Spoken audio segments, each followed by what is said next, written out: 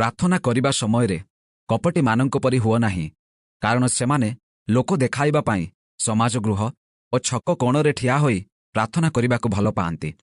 ମୁଁ ତୁମ୍ଭମାନଙ୍କୁ ସତ୍ୟ କହୁଅଛି, ସେମାନେ ଆପଣା ଆପଣା ପୁରସ୍କାର ପାଇଅଛନ୍ତି।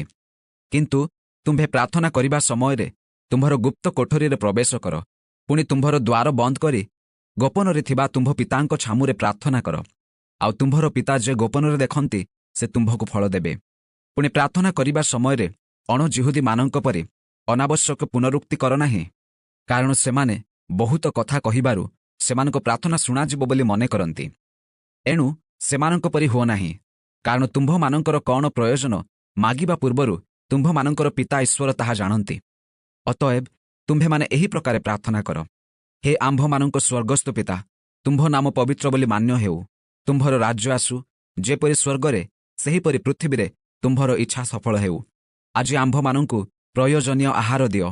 ଆମ୍ଭେମାନେ ଯେପରି ଆପଣା ଆପଣା ଅପରାଧୀମାନଙ୍କୁ କ୍ଷମା କରିଅଛୁ, ସେପରି ଆମ୍ଭମାନଙ୍କର ଅପରାଧ ସବୁ କ୍ଷମା କର। ପରୀକ୍ଷାରେ ଆମ୍ଭମାନଙ୍କୁ ଆଣ ନାହିଁ, ମାତ୍ର ମନ୍ଦରୁ ରକ୍ଷା କର।